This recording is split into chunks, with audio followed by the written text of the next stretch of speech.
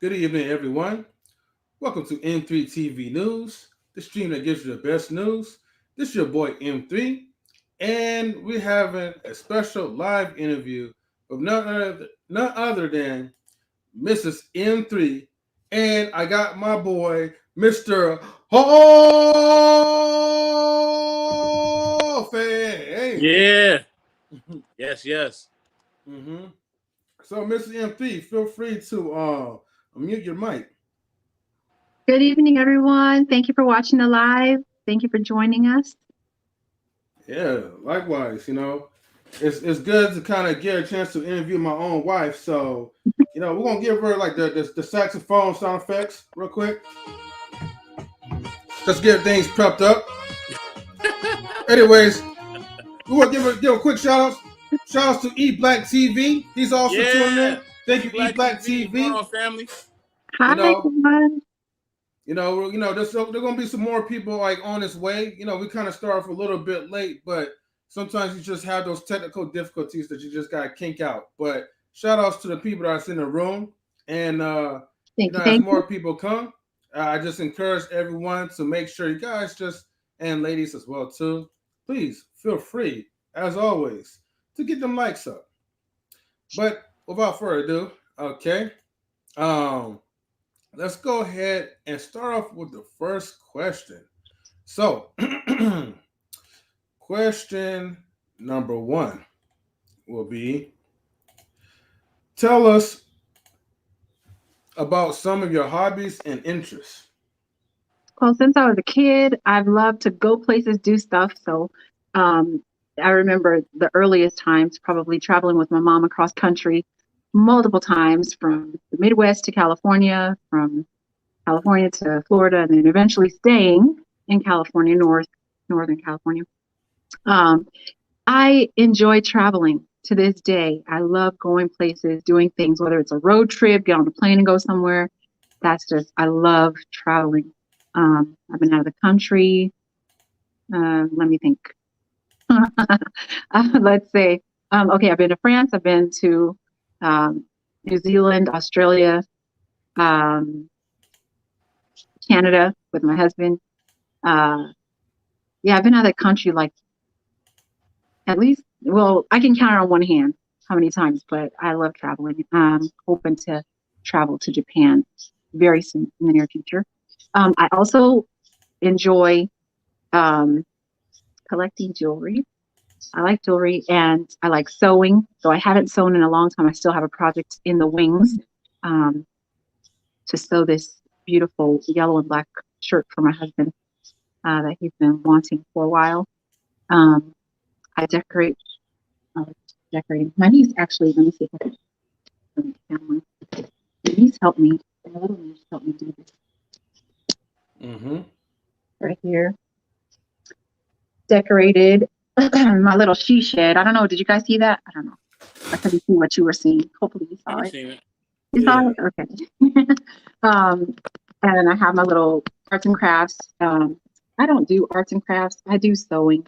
I do painting, which I love to get groups involved with me when I paint.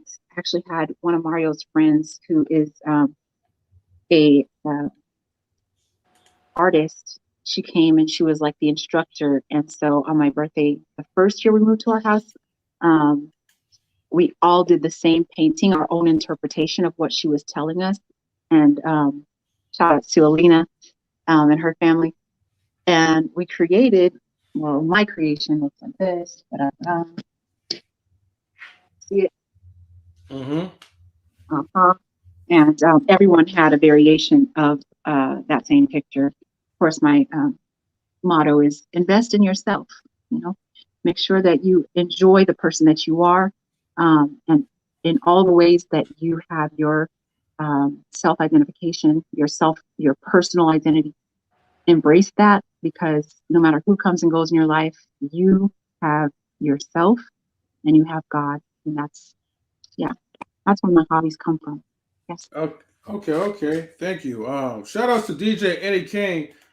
I also noticed something too. For some reason on YouTube, it doesn't show his comment on the actual YouTube chat, but his comment shows on the StreamYard.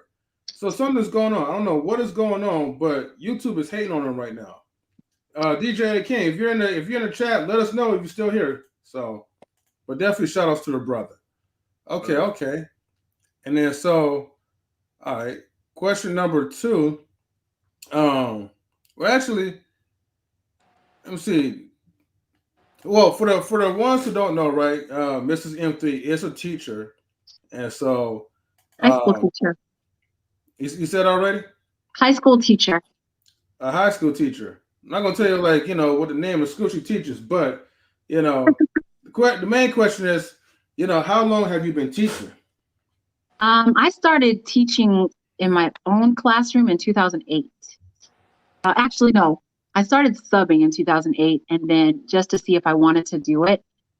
And then shadowed a few teachers, friends of mine, who let me go into their classroom so that I could see if I wanted to teach upperclassmen or elementary. And I definitely decided 5th grade or up. And it's funny because every time I interviewed, they were always like, you would be good in middle school science. You would be good in high school science. You would be good in, and my background is health science. And so right now I teach health science to 9th graders. So it's the best of both worlds for me, because I enjoy my bachelor's of science is health science, and my master's in education allows me to teach and also help to build curriculum as needed. Okay. All right, that's what's up. Let's see. Hall of Fame. You have any questions? No. Y'all rocking. I'm here. Okay. All right. All right. And the other question, right, is my mic is getting fuzzy. I apologize. I don't know. I hear you, but it's distorted. Like I don't know. Static. Oh, from my mic? Overall. And it happens sometimes on the women's stream too. I don't know if it's my phone, but I think it's my phone. Yeah, I'm not for sure because I don't really hear like a static. Do you, Hall of Fame? Say that again? Light, but it's not major. Oh, okay. All right. Well, all right. Well, what got you into the teaching field?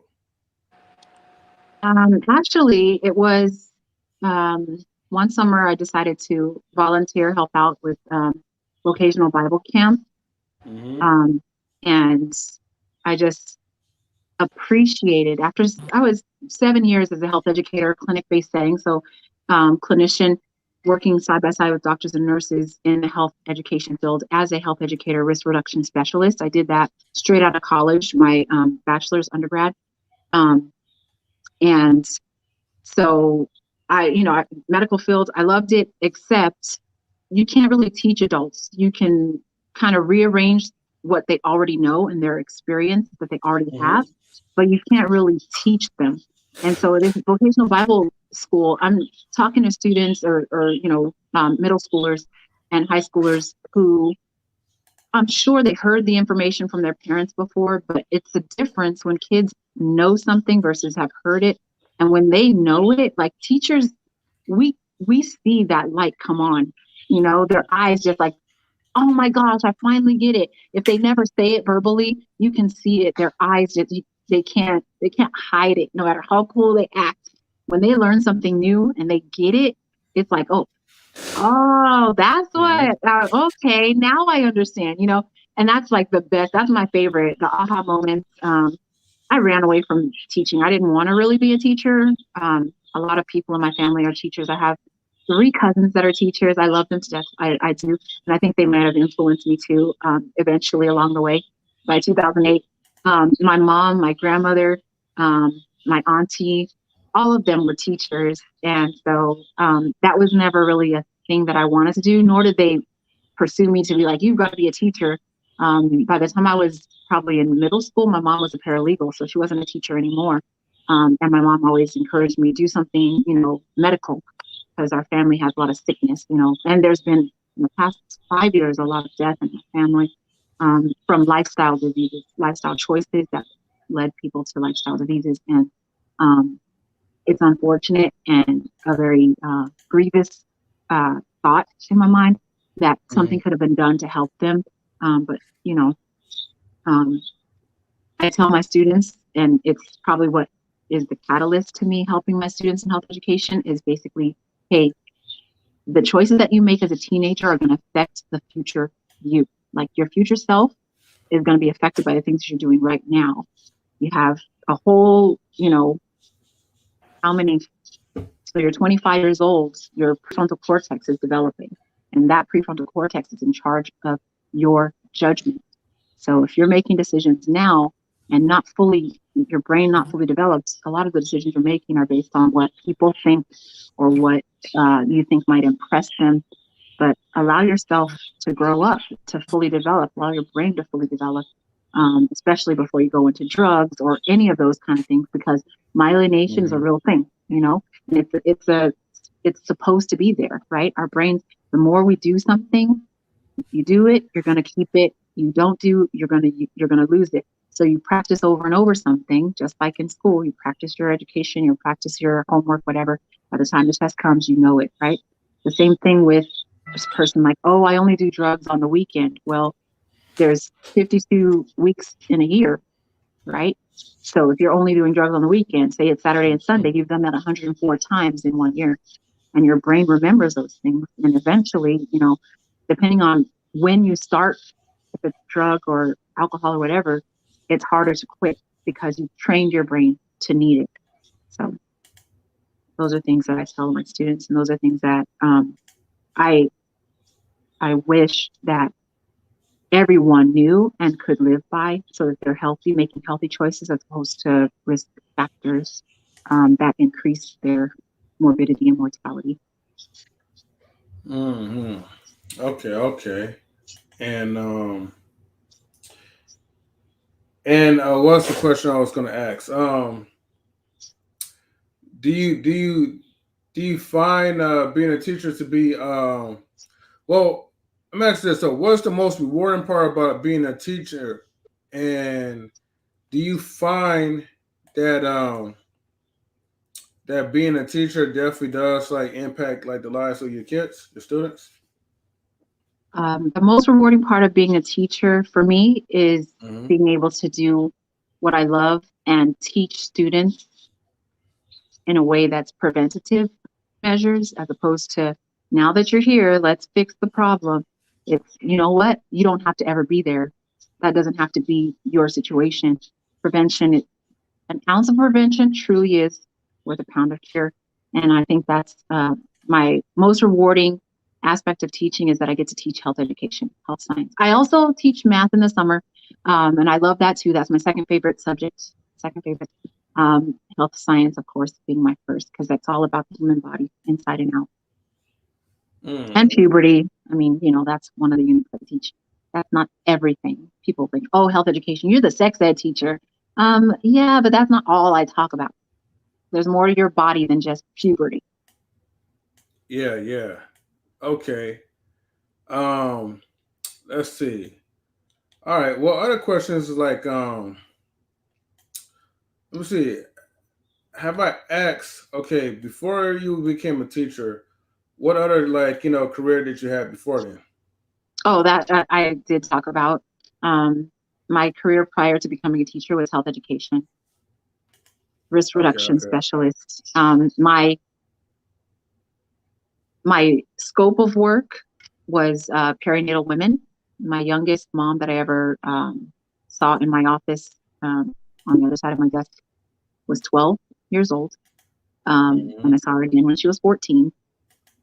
First at 12, pregnant, positive, mother supported of her and the 16-year-old father of the baby at the time, who lived with them. Saw her again at 14. She was back. Same guy. The baby was 2. She wasn't pregnant the second time, but she had a fear that she was, and she was kind of involved with another person. So she was hoping that she wasn't pregnant, and she wasn't, which was good for her relationship at the time. The oldest mom that I helped during that time, the 7 years as a health educator, she was 43 years old and pregnant, and it wasn't her first child. I helped them through 3 trimesters, and they either come back or they don't. Mainly, my task was to make sure they stay healthy if they were on drugs or on alcohol or any kind of substance that could harm the child through the placenta, to help them to get off of that, at least while they were pregnant. I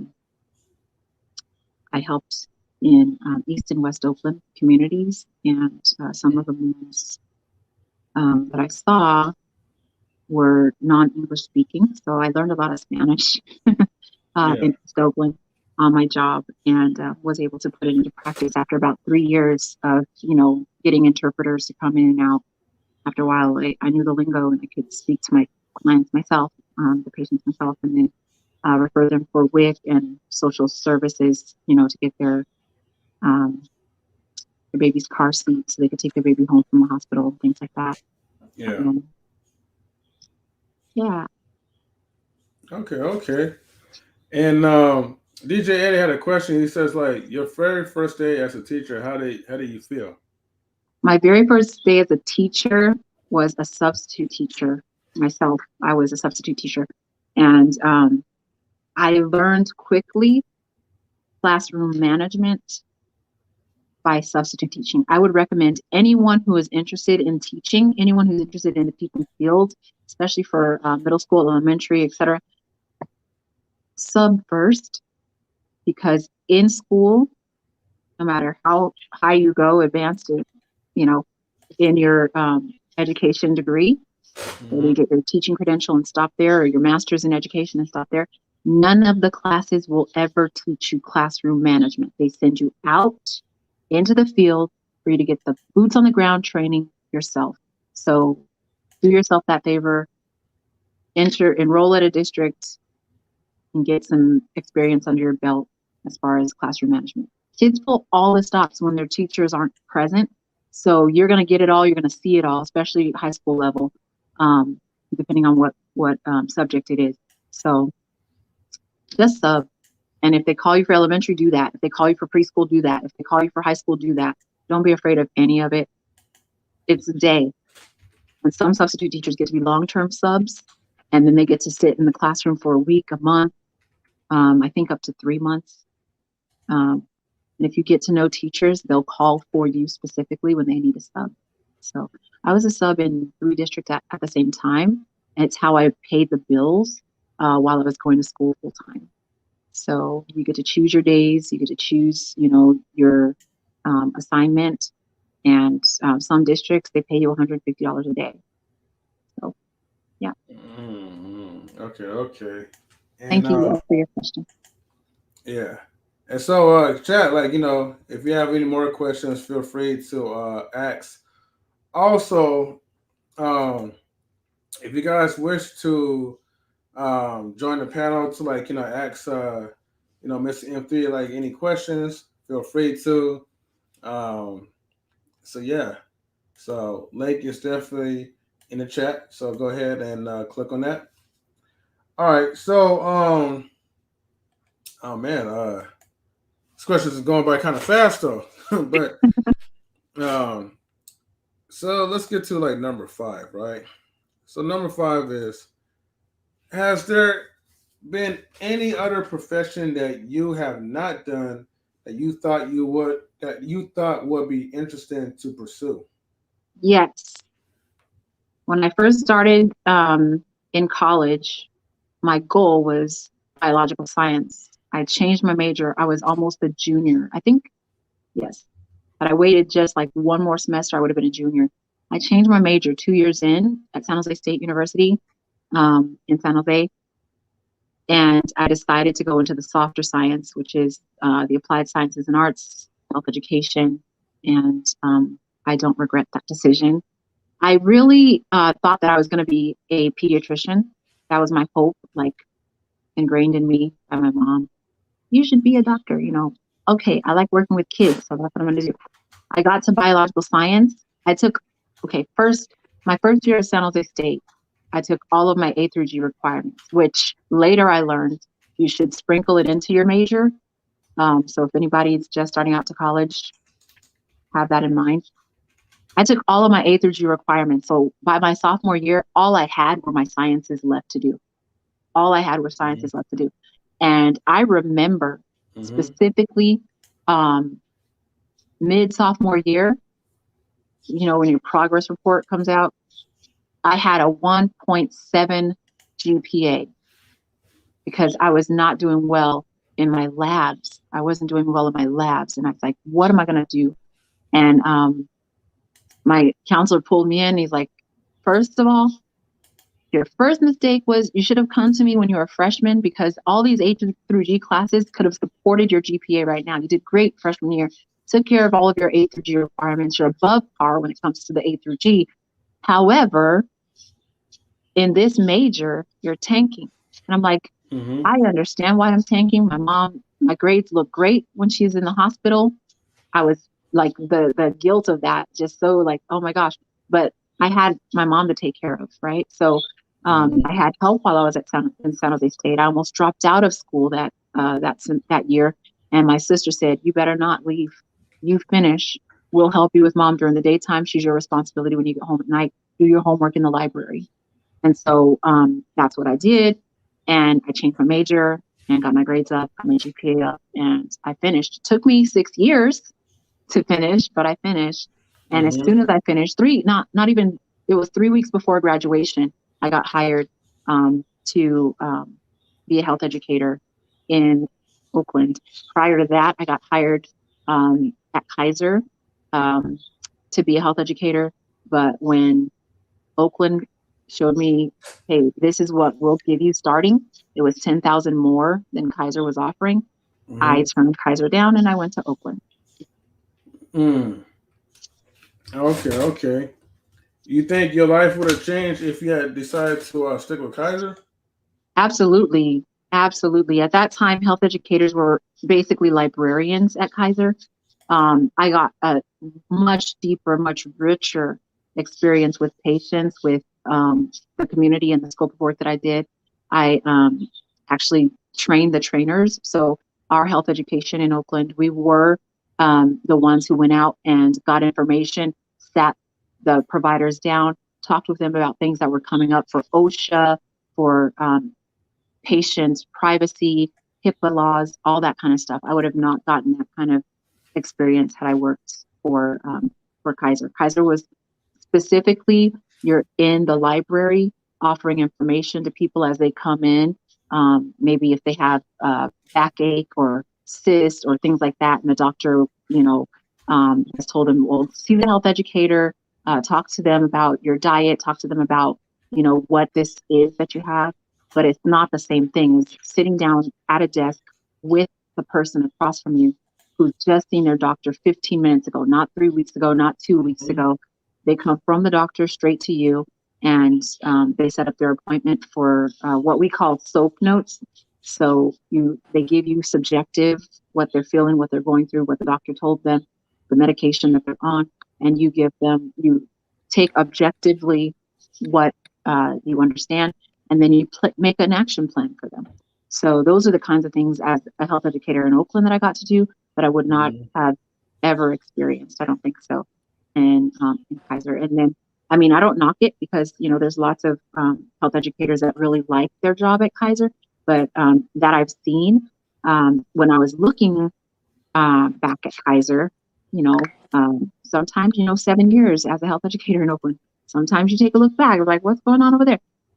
There's so much turnover for the health education department at Kaiser. Like the same job will come up a year or 2 years after it was posted and taken. Like somebody got that job, 2 years later, it's open again. Like, so it was a high turnover rate. Yeah, there's a high turnover rate.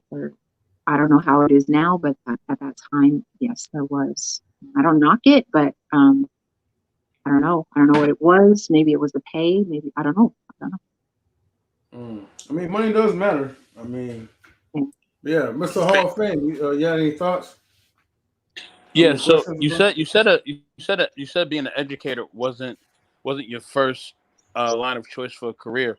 So if you can do whatever you desire to do, what would that be? I'd be teaching. It took me doing it to know that this is my passion. I would not want to be a pediatrician now. It's too much school. I have a plan. I want to enjoy my retirement. So. Okay. Yeah, my plan was to be a pediatrician straight out from San Jose State, go to UCSF or Stanford, because it takes 7 years post undergrad to become a doctor. Most doctors get in the field in their mid 30s. 32, that's like, you know, someone that went and just grinded straight through and only got the experience from, you know, their institution. It takes 7 years to become a doctor and specialize as a pediatrician. So I wouldn't want to do that now. No. Okay. Is there a reason why you don't want to do that? Is it just because of timing, or is it because like you're just like, I'm good, I don't want it? It's timing. I want to enjoy my life. It's hard work and it's stressful. And the part about labs, like why I was tanking, not just for taking care of my mom, the labs are 3 hours long after you sit through the lectures. And I remember at San Jose State cutting open the cadavers, like actual, you know, dead human beings that donated their body to science, labeling the parts and all that. I remember a specific Halloween that our own, you know, lab instructor, she's like, I was freaking out. She's like, I was freaking out. Had to talk to the cadavers last night, willing them in here for you guys. And we're just like, we appreciate you for doing that, you know. Labs were 3 hours. And I remember enjoying when there's a group and you're all together and you're over this, you know, cadaver, this person. But I also remember, like, I could relate to her. I don't want to be in the lab by myself just doing, you know. I worked as a phlebotomist. I did that while I was going to school. I was homeless as a college student. At one point, my sister took me and my mother in. My mother got ill. She was in the hospital for 3 months. And my sister's like, don't worry about it. I'll make sure mom's okay. You get to school. My sister lived in San Francisco. I was still going to San Jose State. I had to commute. Thankfully, I had a car at that time. My sister didn't have a parking lot. So I was paying $24 a night through the week, $7 a night through the week and $24 on the weekends, just to park the car and have a place to park, so that I could get, you know, back and forth, from staying with my sister to get to my classes. And then from San Jose State, that same year, going to Oakland to my externship, going to Santa Clara Valley Medical, which is now the medical center. I forget what they changed the name to. From 1, 2, 3, I had 4 cities in one day sometimes. And at that time, I was Pentecostal, and it was frowned upon for you to be absent from church. And so I was at church in San Jose 4 days or 3 days out of the week, 4 times. So Sunday night, Sunday morning, Tuesday and Thursday. I didn't know any different. So that was just my life. That's just how it was. That's all I knew. That's all I knew. Got it. Okay. Well, let me get to the number 6 question. And, it's a little bit about the streamline, but what are your thoughts about women empowerment? I say go for it. And I say, this is, your life that you live, people are going to always have opinions on it, but you have your personal identity. You have your goal in mind. You don't have a crystal ball to know what's going to happen with your future. You live, you plan, and you see what happens. None of us can control the future. We can't control the past. The past has happened. Yeah. What it is what it is. And the future, we set goals, we set ourselves in a direction, and then the consequences, good or bad, they're going to come. Okay. Go for it. Do your thing. Enjoy your life. Ask God for direction. He won't ignore you. Okay. Yeah. Hopefully, you got anything else you want to say? No. I'm okay. Keep it rolling. Yeah, I'm good. Yeah. I would say this, right? A lot of people tell these young women to live their life, go for wherever they want to go for, and it's almost like just enjoy the moment while it lasts. But some of the consequences is that a lot of them, like school is fine and getting your career is good and all that, but a lot of years usually be wasted. Same thing for like for a person like waste like a lot of years like at church and and you don't really reap the benefits. Then they get older or or they don't really find. It's like the pull that they find with men like at the younger years versus like the older years. It's really scarce pretty much. And so it's like how can you encourage like women to have like a healthy balance? Because it's like I feel like a lot of people nowadays they think they could go for one step to another, but sometimes it doesn't really work that way, And we have like a highly single rate when it comes to a lot of older women, and it's hard for them to find like like good husbands or I'm just gonna say good husbands, people who are husband material, because they wasted a lot of their younger times, like I said, whether it be pursuing school, then trying to get the career, or going to church and try to save yourself, be celibate until you find that, I guess, that perfect guy that they always wanted. But a lot of them end up being like alone. Of course, for you, that's not your case, but there's a lot of them, like old bitter women that's out there. I mean, let me say this to that. Look, I mean, if a woman is physically beautiful, she's physically beautiful. Like, like you look at Halle Berry when she was 20, you look at her now, she's almost 50, or she probably is 50. She's still a beautiful woman, and like it don't even matter. Like any guy would date her. Like, I mean, that's just being honest. Janet Jackson too. It's just certain women. If you physically got a certain look, Angela Bassett. If you're a good looking woman, you're a good looking woman. That's just what it is. You know what I'm saying? But then what it really boils down to is not even the looks. It boils down to their mentality. You know what I'm saying? And it's the same thing for men too. It boils down to your mentality. You know what I mean? Like I knew a woman who was a part of a faith group that I used to be in, and she wasn't ugly, beautiful woman, but she was socially awkward. Like she was like on some Twilight Zone type time, and based on that, she just could not find the right person. She like her best friend would like we would be at a social event, and her best friend would be like, listen, go dance now. Like she would have to tell her when to dance. She would have to tell her when to eat because she was so socially awkward. You know what I'm saying? And she didn't know how to be herself and still love God. Like she didn't have any identity. And she had some trauma that she went through. You know what I'm saying? But she also has some input in that trauma. You know what I mean? So she also caused a lot of the stuff that was happening within the experiences that she went through. You know what I'm saying?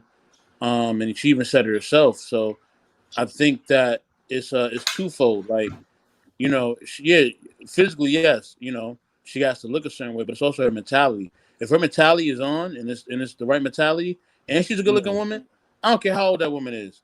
She gonna pull somebody. She gonna pull a quality man. Like it's gonna happen. You know what I mean? And it's the same thing for a good looking man. If a man is good looking, he's gonna pull a woman. Denzel, if he got single right now, he could pull a 20-year-old quickly. You know what I mean? Because of his looks and because of his mentality. You know what I'm saying? So it's all about mentality. You know what I'm saying? So if the woman is socially awkward, you know what I'm saying, and she don't know how to adjust to society, and she don't know how to build good relationships, of course, she's gonna have bad relationships no matter what career she chooses. You know what I'm saying? It's the same thing for a man. No matter what career he chooses, no matter what he does, his mentality is off, he's gonna have a hard time, no matter how he looks. So yeah. I agree. No. Hall of Fame. Mr. Hall of Fame. I agree. I would say in that regard, to that statement, Mr. M3 and Mr. Hall of Fame, that women, no matter what it is that you choose to do with your life, make certain that you keep a good personality. Always check in with yourself, even if that's sitting still for a moment to check your triggers.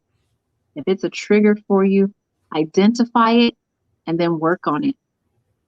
Because if you go through life just triggered all the time, that is stress upon stress. And you can't avoid stress, but you can cope with and manage stress. And if you have a lot of it, you want to deal with it in a healthy way so that it doesn't become a risk factor. Stress leads a lot of people to hypertension. It leads a lot of people to just being bitter, negative people. Learning how to sit with yourself and be okay, regardless of what people think of you, all of that. Like you have to sit with yourself. Am I triggered right now? Man, Monday, I'll tell you this. Monday, I woke up already feeling stressed out. I was already feeling stressed out. And I'm like, what is this? And I just prayed. That's for me. I just had to talk to God. Like, God, I don't know why I'm triggered. I feel stressed. I'm just waking up this morning. Like the sky is just now getting some sunlight. Like, why am I feeling like this? Like, is this anxiety? What is this? And God just showed me at that moment, I didn't want to go out of the house to work. And I was missing, it surprised me, I was missing working from home. I was like, what? I never saw myself as a homebody ever. Like all my life, I'm never going to be a stay-at-home mom. I'm never going to be a stay-at-home wife. I'm a career woman. That's my thought. I can't be at home. Just, man, this 2020 being at home and working from home, I'm like, what? No wonder like entrepreneurship and home-based businesses took off. Like, like you get to be around your family. You get to have a meal ready for your man or your wife or whoever's at home. You get to do things that are your personality. You get to see each other's character. It's not just all about the work and the bills. I was missing that on Monday. I woke up missing that. And I was like, I don't know what this is. And I went to school and I was like, students, I have to be honest with you. I would rather right now be at home. How many of them? Me too, Mrs. Marion, me too. I'm like, really? Like, I'm not the only one, you know? One of my students came to me yesterday. She was like, thank you for not giving me a hard time yesterday when I wasn't feeling quite myself. Like I wasn't all the way here. She said, because every other class besides yours, they went off on me for not being on task. And I was like, don't worry. Like, I mean, health education is all about it. Plus, we're in the mental, emotional, social health unit right now. So, you know, there's that. But yeah, I'm like, I don't know the impact or how deep or how far the impact is going to go for, you know, my interaction with my students. But to hear from them in the moment directly, like, hey, what you did for me made a difference for my day. I'm all about it. Like, I'm glad. Thank you. You know? Mm-hmm. Okay. Keep your personality, ladies. Keep your personality, people. If you want to change it, you can do that too. Just to make sure that you like the person staring back at you when you look in the mirror. All right, that's good advice. Speaking of advice, what was the best advice that you ever gave to like a student's parent, and what was their reaction? So the parents, Mm-hmm. I try not to interact too much if I don't have to with the parents. Part of the reason I don't want to be a principal. But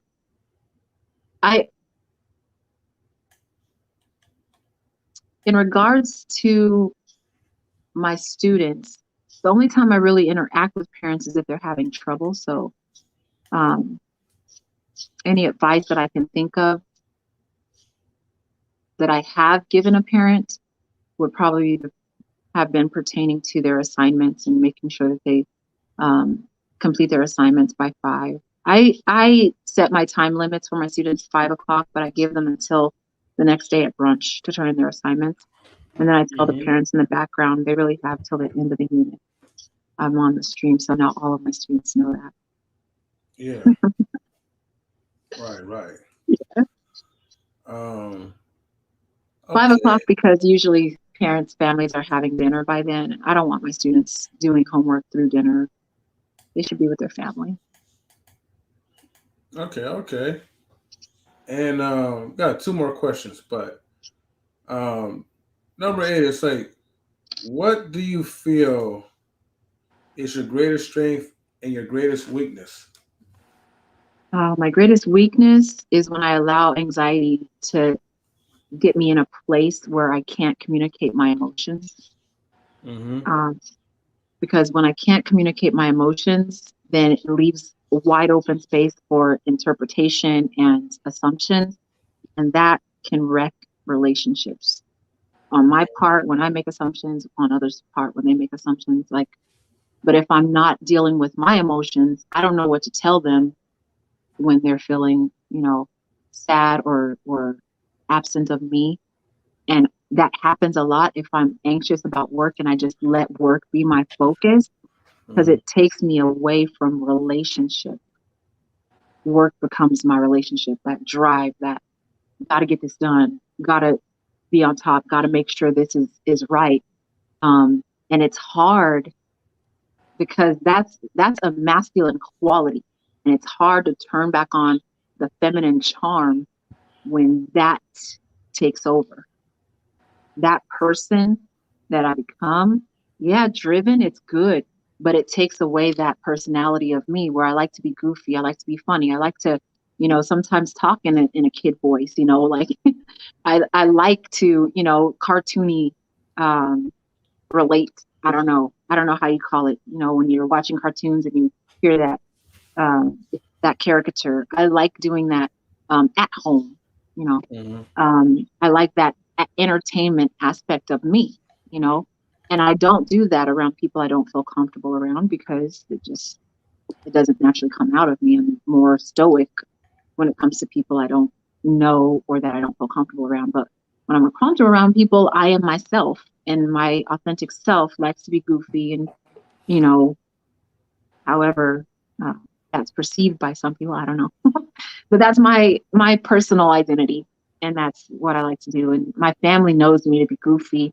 My friends know me to be both goofy and serious, depending on where our acquaintance happened or began. I have a mixed group of relations in that regard. I have some friends that are specifically acquaintances, and I have some friends that know the true me. That is my goofy nature. Okay. All right, Mr. Hall of Fame, you have anything to say before I get to the last question? Hold on. It's I'm sorry, you guys. I don't know if you can hear what I hear, but it's very distorted again. I think somebody said, "Hold on." Yeah, that No, was Sounds you're good. good. You're good. Okay. yeah. No, I was just saying, it's good to be aware of our strengths and weaknesses and just who we are as a person. I think Oh, I awareness. didn't talk about my strength. Oh, okay, go ahead. Sorry. Mr. Hall of Fame, what do you think my strength is?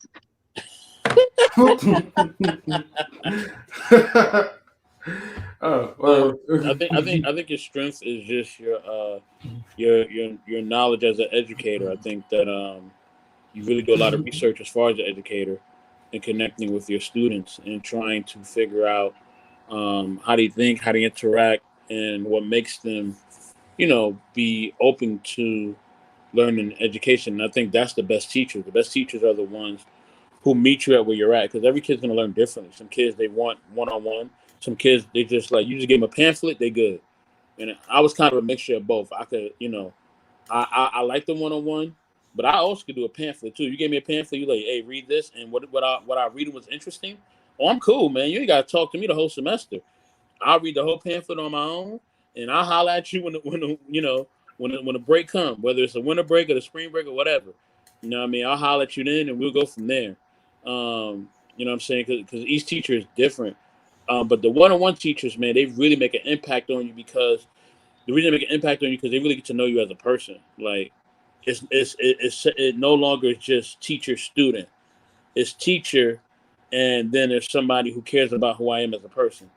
You know what I mean? Because anybody could teach you. Even somebody that's not knowledgeable could teach you. You know what I'm saying? Mm-hmm. Whether they teach you in the wrong thing or the right thing, it's up to you to learn. You know what I mean, from what they're showing you. But I think because you're able to blend both one-on-one time and also them learning something the way they need to learn, I think that's is what makes it more key. And those are the best teachers are the ones who can meet you where you're at. You know what I mean? Because each kid is different, each personality is different. Some you get sometimes you got the class clown and the roddy kids. They just they either don't get enough attention at home or whatever's going on, or they're trying to be cool, they're trying to get a rep. So when they get in the classroom, it's showtime. They Mm-hmm. like the spotlight hit them, and now they got to make jokes and they got to make their little quotables and all that. And they're only doing that because they just want attention and they just want to be seen and want to be heard. And with that, you like, okay, cool. I'm gonna shine a spotlight on you, but I'm gonna teach you something at the same time. You're gonna learn today, but also I'm gonna give you what you're looking for, so that way you're interested in learning. You know what I'm saying? You got the quiet and the shy kids, and you got kind of the kids that's kind of a mix of both. You know what I'm saying? And you just got to kind of know where to meet them. And I think you do an excellent job at doing that. So yeah. Thank you. Thank you. What about Mr. you? Mr. M3, same question. What do you think are my strengths? Um. That's my honey. That's my lovey, I call him. Mm-hmm. I mean, I don't know. I guess the strength is that like you give great insight to folks. Um, you take personal thought, and I think just as a wife, like you're feminine, so a lot of I can't really say for like I mean besides like me and Hall of Fame, I can't say for everyone else. A lot of these dudes, like, they have like G.I. Joe wives with their bob haircuts. Some of them be making them mop the floor and, you know, Man. tell them what to do and do all kinds of stuff. Oh man. But, I mean, not that I'm saying you have a choice, but, some people who do have a choice, they choose to, go the other way. and lead into the relationship. But I think you choose to, follow God, and the fact that you follow God, it helps as far as like in marriages. People don't want to give him the credit that is deserved, but without like, knowing him, you're not going to know how to be a wife, period. And, that's what only makes, relationships stay together when you really adopt that type of lifestyle. I don't care if you're Muslim, I don't care if you're Christian, I don't care none of that stuff. The religion aspect doesn't really matter to me, but following the practicals what's the main source that helps you to learn how to be the person you are, starts off with God, period. So I think that's the strength right there. And shout outs to a Sip of Dee. Hey! Shout out to Miss Danielle. Follow her on her YouTube channel. Thank you. Yeah, please follow her. Follow her on Instagram and all her social media content on YouTube and everything else. But Definitely. She just dropped the video today. Just dropped one. I watched it. It's good. Please, everybody, please support her. We're gonna have you watching a new show, people. I'm telling you. Yeah. We definitely got to start learning how to share, like, people's like YouTube videos and all that. So I know Facebook is usually like a main source, but I wish Instagram was a little bit easier. But yeah. But before I even get to the last question, let me go Did ahead I answer and the put question? What's my strength? You did. Didn't you? Oh no, she said she didn't answer what was her strengths. Oh, I thought you did. Okay, hold on. Before you answer what's your strengths, I am going to post this StreamYard link right here. So if anyone wants to ask her a question, feel free to before we get to the last one. But go ahead, Kasheen, Mrs. M3. Go ahead and tell us your strengths. I think honestly, my strength is resilience. Mostly because growing up, I didn't know anything different than to be resilient, a survivor. Like I thought I'm living, this is what living is. You have to do what you have to do. I lived with my uncles, my grandmother, my mom, my sisters. Like we made ends meet. We made things work because we had to. So I think that taught me resilience, and I think that's what is the foundation of thriving. I feel like I'm living now. Maybe when I'm 50 or 60, I'll be like, I wasn't living yet. I'm living now, living my best life, whatever. But I feel like now, compared to then, I feel like I'm really alive, not just surviving. Okay. Well, thank you for sharing that. All right, so we'll get to let me get to the final question. So give me about a minute. All right, so wait, hold on. I got a question. Oh yeah, go ahead. What do you think about the whole knowledge and relationship platform and just everything that M3 has just allowed us to do on his platform? I am so proud of him. I'm so proud of M3. That's my lovey right there. And I remember praying a prayer that God allow him to use his degree in theater. And shortly after that, you guys egged him on and got him back interested in podcasting. So I was like, God, you answer so fast. I don't think I ever shared that with Mario, but I do. I mean, Mr. M3, I don't think I shared that with him, but I do remember saying that prayer, and then you guys motivated him again. And I'm very proud of him. I'm proud of all of y'all. You're like the network guru, Mr. Hall of Fame. So many people, and just get everybody the camaraderie, and hey, we ain't gonna have that in here today. Well, everybody come together. My name is on that part. I brought you guys here, so y'all better act right. Mr. M3, same. He's like, hey, this podcast, this platform, it represents me. So come correct, get your minds right. not to steal his tagline at the end. Yeah, I definitely, definitely appreciate M3's his leadership and just everything he brings to the platform. And I think that I think that and we had a conversation about this. Everybody has their role, and M3 allows us to have our roles. You know what I'm saying? Yep. And that's just what it is. And he this is his stream, this is his platform, and we just try to make it better. But at the end of the day, I don't mind following his leadership and his guidance. He's helped me even in my networking. He's like, all right, Mr. Hall of Fame, do this. Matter of fact, don't do that. Matter of fact, don't even speak to that person right now. Like let them come to us. Okay, matter of fact, yeah, reach out to this person at this time and then tell them that. And then every time I did it, it always worked. It never has failed. It has never failed. We have never failed on any person that we network with. And it's all because of just, everything that his knowledge and just his guidance and leadership and his love for what we do. I'm glad that he persevered through everything, and I'm glad that he's given us a platform. And man, we got so much content that's just coming through on the channel. It's ridiculous. He's probably shared with you a lot of stuff that we got coming up.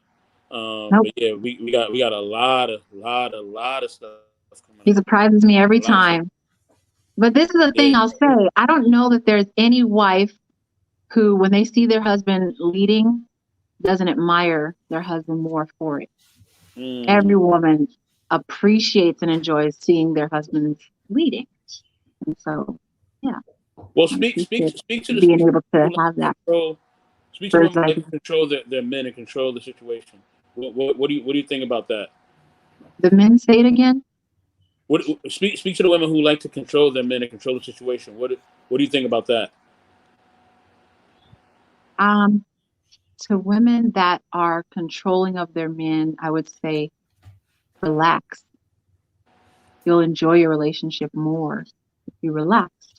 And this is the thing. If you feel like, for whatever reason, you're afraid to let him lead, maybe you don't see the leadership qualities in him, pray to see and trust his ability to lead you.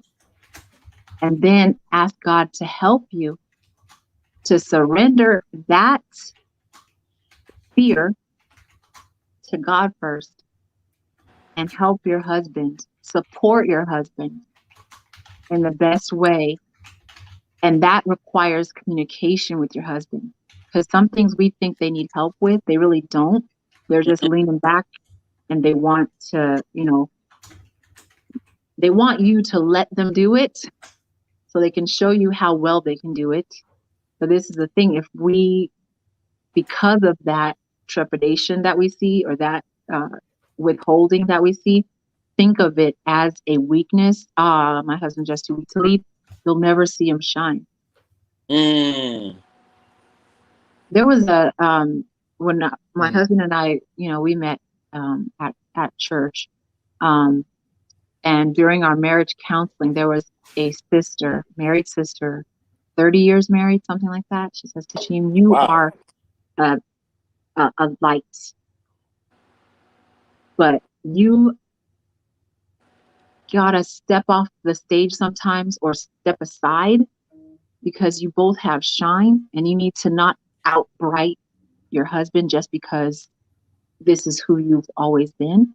Let him direct and let him guide and nurture, because you know who you are, but neither of you know who you'll become as a couple. And it's not you who's supposed to lead it. And I was like, that's very true.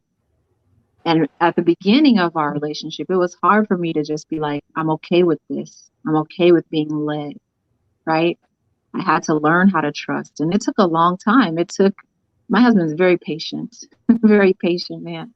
But by the time we were married, I knew that he's the man, I'm the woman. I'd rather learn from him than everything just be my way, And as a result of that, man, We've owned properties, multiple. His dream, not mine, but we've done it, and we're successful at it.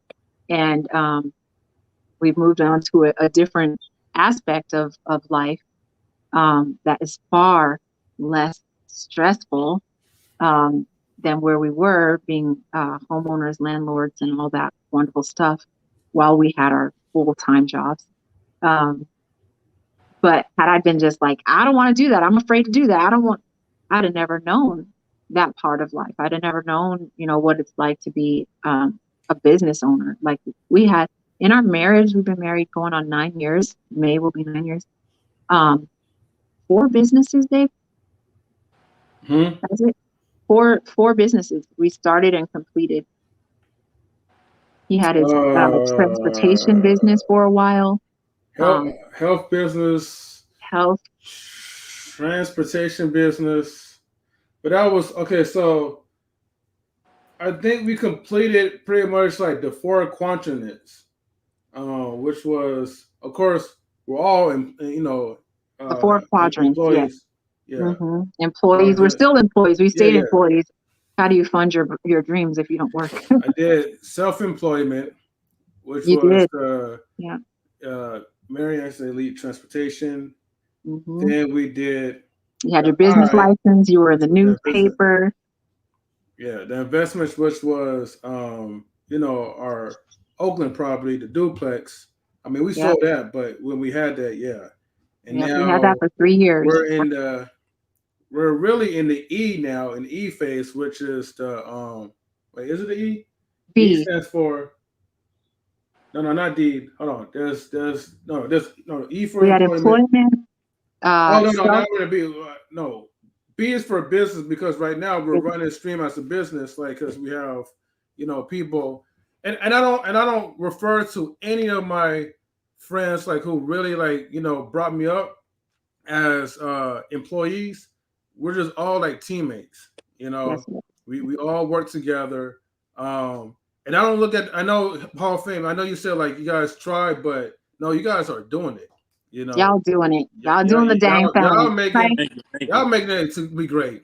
Maybe one day I could just step aside, just fade back into the background like Neo, and just know that, man, like you guys, this stream life, will be like in good hands. So, well, I mean, that's the overall goal, and I think we talked about that. That's the overall goal, is for even for myself to do less work. The great Floyd Mayweather, his business motto is to work smarter, not harder. And I truly believe in that, And if anybody could tell you about business, it's definitely Floyd Mayweather. I mean, this guy, his money is crazy. And he got like that Michael Jackson type money. Like, it's just like, how much money he got? Like, you can't, like, that's crazy. Like, so yeah, that's one of his mottos. And another motto of his is to make money while you're sleeping. To have revenue coming while you're sleeping. Invest. Yeah. So that's a big quality of it. I had 2 questions. I think the first question was my first question is, Mrs. M3, what is something new that you're trying to learn? Whether it could be marriage, it could be professional life, it could be whatever, it could be family. What is one thing that you want to learn and work on? And the other question was, and then also I want you to speak about being a business owner, kind of, just your mind frame about that, and as a person of color, and just kind of how that all, how you just feel about that. But first question first, what is one thing you're trying to, or maybe a few things you're trying to learn and grow in, personally within yourself? Personal growth, I think learning that there has to be a balance between work life and home. Otherwise, you're just ships passing, roommates. You don't really get a chance to enjoy one another's personality. I work hard to make sure that my family knows I love them. Every chance I get, I go to see them. Part of my liking to travel, we all live far from each other, a lot of us.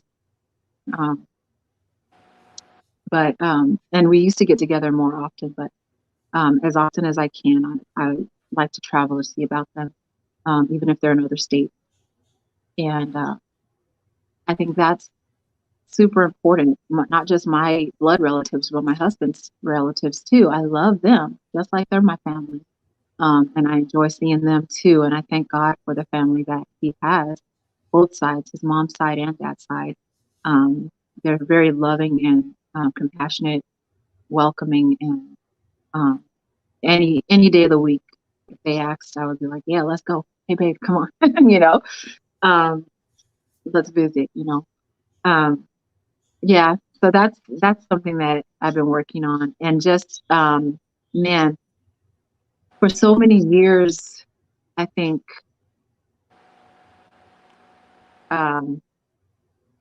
just knowing the scriptures, but not understanding really the magnitude of how much the scriptures put your life in good order when you follow it,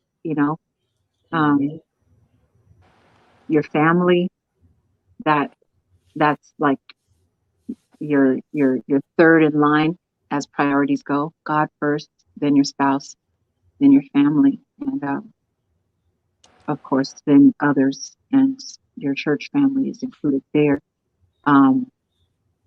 Sometimes we have it backwards, and when you hear that, even though it is the scripture, some Christians will, or believers will be like, no, like that's sacrilegious, that's blasphemy. You're like, what do you mean you're going to put your family before your church family? But that's what the scripture says. A person that neglects their family is worse than an unbeliever, is what the scripture says. Yet there are many people who will neglect their family in order to fit the role or look the part in their congregation. And that's sadly something that I grew up thinking was right, but it's not. Yeah, I'm a little. I won't say I don't think it's unorthodox. Or maybe it is. I don't know. But to me, I don't. I think my parents taught me this a long time ago. I mean, and it was a lesson learned kind of. It was a lesson learned by pain, the pain that I had to go through dealing with them. Is I don't go based on titles in relationships, and maybe it's because I just was that kid that was looking outside waiting for that parent to come and they never did, or the birthday's going by and never seeing them show up. You know what I mean? Never having them at the graduations and stuff like that, and never having them teach me certain things. So maybe that kind of impacted me a lot, and I think it did. It did. I'm not even gonna lie, it did. But I don't go based on titles, so I really don't care who a person is. They could be whatever title they have. I really don't care about that. I always go based on behavior. I always line up your behavior, and I kind of see on your behavior if you're still the person that I think you are, and then the person that you really are, and both have to match. If one is off, then I have to go back and check myself. I can't. It's not really. It's not. I mean, yeah, I may have to check the person too, but I have to check myself and say, well, am I okay with this behavior, or am I okay with the views that I have of this person? Because there's sometimes where you want somebody to be a certain way, but that's just not them. That's just not them at all. And you could really be like, oh man, that's so and so. We're this, we're that, and I would do anything for him. But it's like, how did they view you? You know what I mean? And more importantly, how do they view themselves? Like, I mean, like, because that's gonna be the defining factor of it all. Like, if they view themselves in a certain light, you know what I'm saying? Then you gotta see how they view you. You know what I mean? And you gotta look at the overall picture. So I And always something about that, like if you, as an individual, if you don't view yourself as a teacup, treasurable, there's no way outside of your persona that you'll see other people as valuable. If you don't value yourself, if you haven't done the work to see yourself in a positive light, you're not going to ever see other people positively. Everyone has their shine. Everybody has worth, value. Everybody. But a lot of the time, if we don't see it, it's easy to just detach or define everyone how we see ourselves. If you're looking in the mirror and you don't define yourself well, there's no way, there's no kind of like Terminator, right? When he had that eye and he's like registering everything he sees, it's like, right? Like we see through a lens, and if our lens is fogged, then we're going to see only, you know, a sketch or an outline. And if we don't spend time with people to get to know people really, we're always going to believe them to be that sketch as opposed to the real them. No. Yeah, and I had to realize that for myself. Like, I had to realize that some people love the idea of who you are, but they don't love you as a person. Yeah. It's different And things. why? And you have to be okay with the people that don't love you. Like, you just understand people are not going to always accept you, and that's okay, because you are who you are. You don't even know what they think of you. You don't even know what their personality of you is. Even you sit down with them, they give you conversation and the expectations based on who they think you are, and you're like, but that's not me though. Like, I've never pretended to be that way. That's not me. As you listen to them, I've only been this person. I've only ever been this person. And you have to be okay with what they see and just let them see the real you, hopefully eventually, you know? Like, I've been me the whole time. I don't know the perception, but I've been me the whole time. This is who I am. This is how I've always thought of myself to be. You know? Personality versus personal identity. Okay. Yeah, and that's hard. That's hard to take on, because sometimes you really want that person to really love you for you, but sometimes they just don't, and they just love different parts of you, or they just love the fact that you bring some type of value to their life, but them actually loving you as a complete person is different, and that's hard. It's hard to detach yourself from somebody that you are supposed to naturally be connected with. Like, that's the hard thing to do. I hear you. I'll tell you. I can relate to those times of wanting my mom to be at certain events and show up to certain things, and you know, she's like, I have to be at school, I have to be at work, I have to, you know, and other family members fill in that gap, but it's not the same. It's not the same thing. You want somebody to love you for who you are, man. When you have a parent that's judgmental, critical, like, I know to this day, the reason I fish for compliments, my husband's like, I already told you, you look good in that, blah, blah, blah. How does this look? Do you like this color? Do you like that? I am that person. I am that person to my husband, right?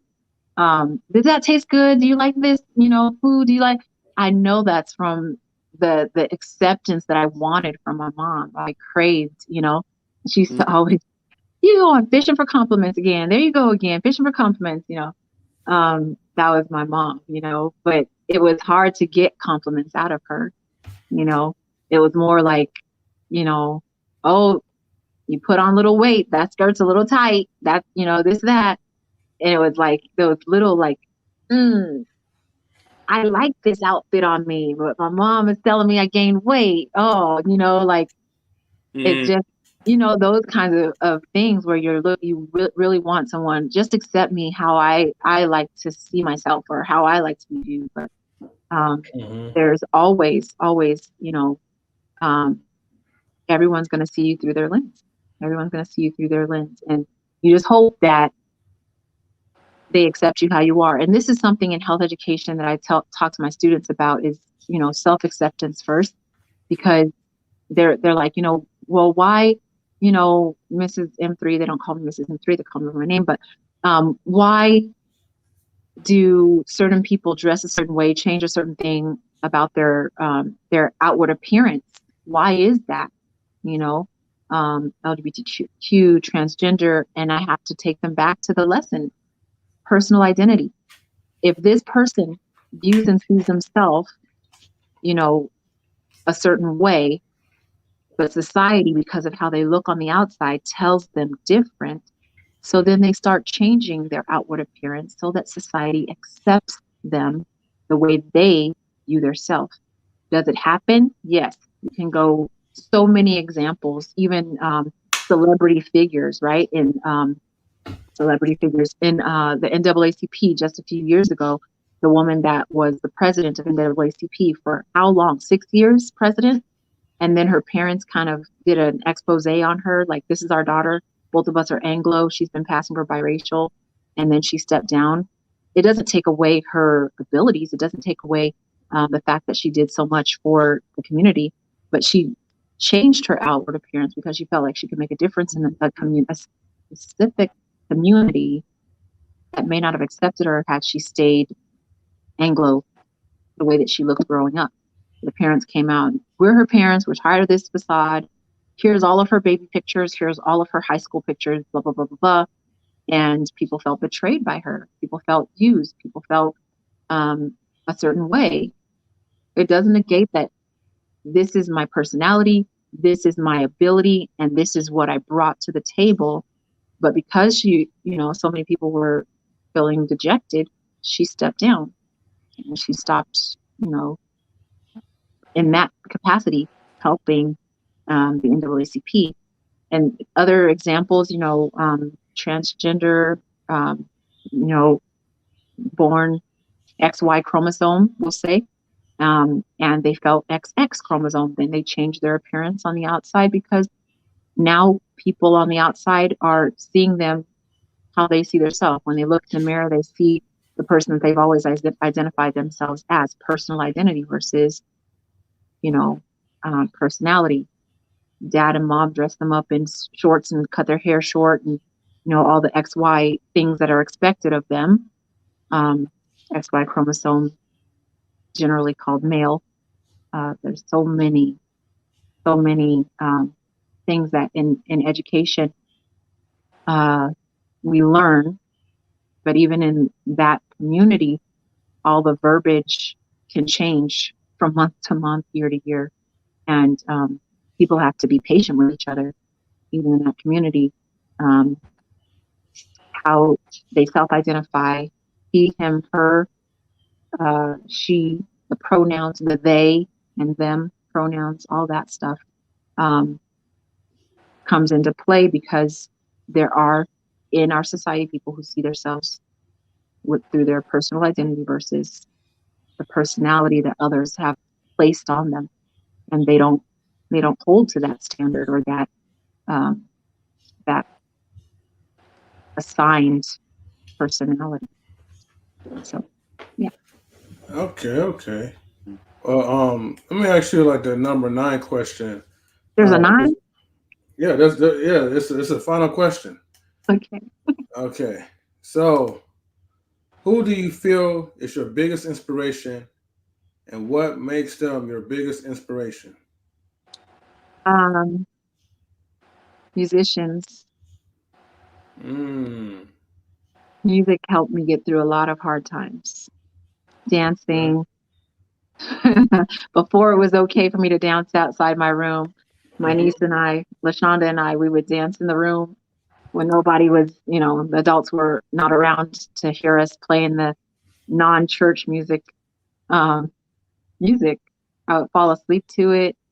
We would sing, her and my nephew Tyrone. And she would love to hear me and Tyrone sing. 3 o'clock in the morning, we're still singing New Edition songs. Can You Stand the Rain? Oh, what else? Whitney Houston songs. I don't even know. Karen White. I don't even know if people still know who that is. We just used to sing, and just that was our enjoyable moments. My niece and I, we'd go climb up on the roof of the carport. One time we got in trouble for it because they didn't know where we were, and we didn't hear them calling us. We were just in our own little world staring at the sky up on the roof. And my mom, where y'all girls been? We've been looking for you for 2 hours. We've been right here in the back in the backyard. It's not a yard, it was the carport. No, you weren't. We came out there, Mom, up there. That's where we were this whole time. Oh, but music. We go to Cowsgate on Friday nights. That was the only place, like my mom would let me go that was secular when I was sixth grader. And I had to be with family. It wasn't just by myself. We went there until we couldn't because there was a shooting, and we were not there on the day of the shooting, thankfully. But, the news report, and my mom was like, that's the end of that. Music, musicians and music, and church choir, playing the flute.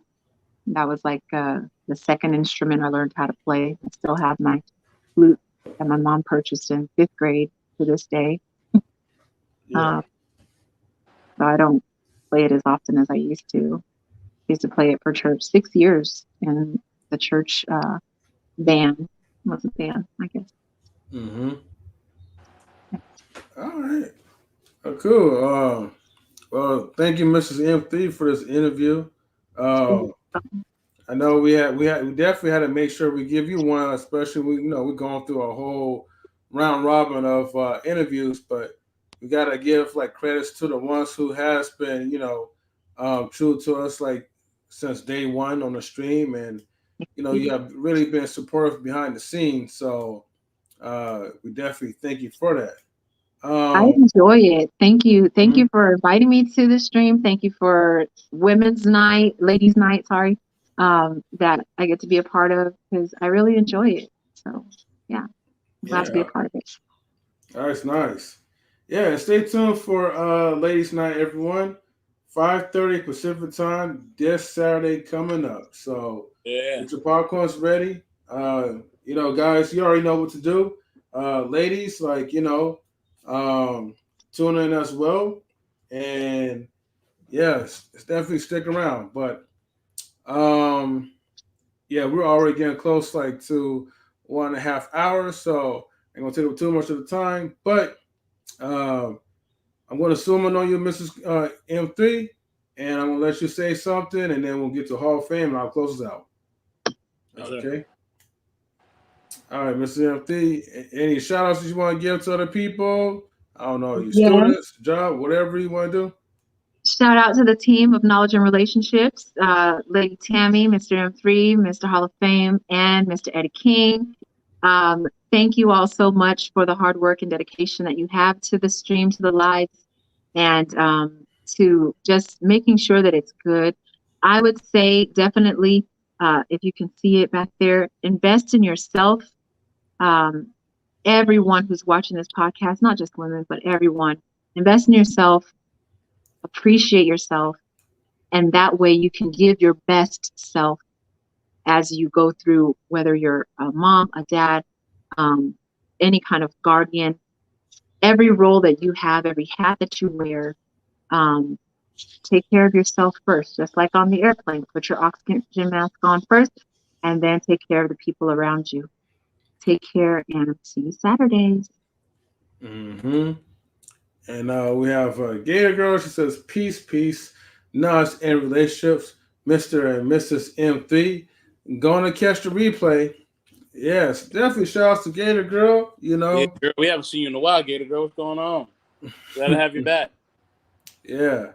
Gator Girl, stay tuned for the Ladies Night stream this Saturday, 5:30 p.m. for knowledge and relationships. I mean, it would be nice to have you as a guest one of these times, just to give you 2 cents in. But anyways, I'm going to get to Mr. Hall of Fame.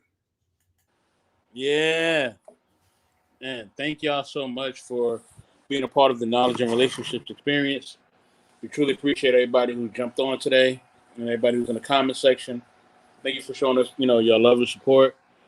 Thank you, Mrs. M3, for letting us interview you and being a part of our experience as well. Being the other half of Mr. M3, we definitely appreciate you. Remember, everybody, check out the Knowledge and Relationship channel. Monday, Thursday, and Saturday. Mondays at 5:30, Thursday at 5:30, and Saturday at 5:30 Pacific Standard Time, 7:30 Central, 8:30 Eastern, okay? Please check us out. We have a lot of new content coming for y'all very soon. You'll see it when we pop up, and we'll definitely announce it. And I am the network manager for Knowledge and Relationships. Now, I want to thank the whole team. I want to thank First Lady Tammy, Mr. M3, of course, the great M3, You know what I'm saying? And also DJ Eddie King. Got to thank the whole team, man. Got to thank the whole team. And thank everybody, who's been a part of the platform, who's been a part of our panels. Whether it's Queen, whether it's Luann Love, Danielle, Kris Bloom and Ebony, Alex, everybody's been a part of our platform. Jessica, Princess Gohan, everybody. I want to shout out everybody. E-Black TV, CJ the High Value Nurse, everyone who King Gene, salute. Got to shout out King Gene. Almost forgot about him. But yeah, just shout out to them. Also Luna, we haven't seen Luna in a minute. Shout out to her. And also Toy Smurf, which is her sister. Shout out to her. We haven't seen her in a while either. But shout out to them as well. Shout out to everybody who's been a part of our experience. We appreciate you. We love you guys. And yeah, definitely we're gonna holler at y'all soon. Later. All right, thank you, Mr. Hall of Fame. Let's see. This job got a sister tired. I feel you. And she says, I'm gonna make a ladies' night appointment. Okay, so we look forward to. Well, I want to see that. Yeah, we look forward to seeing in the comments and all that. So, said shout outs for all that. So, so with that being said, all right, I'm gonna zoom into myself real quick, and I just want to thank everyone for watching the I'm not saying ladies, not saying. For watching the interview with me, Hall of Fame, and Mrs. M3. And, before you do anything else, before you jump onto these live streams, always make sure that you get your minds right, stick it tight, and always get some good sleep as well, too, especially after a hard days of work, Gator Girl. So I feel you on that one. Sure, I'm taking a nap after this. But other than that, like, comment, subscribe.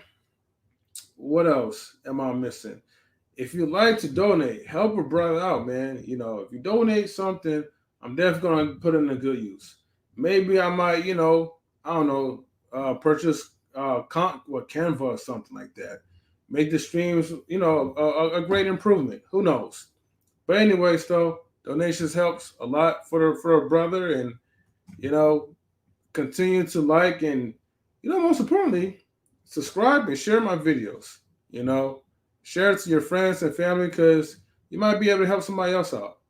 But anyways, thank you so much again, and we are going to be signing out. So, peace, everyone. Night. All right, laters. Later.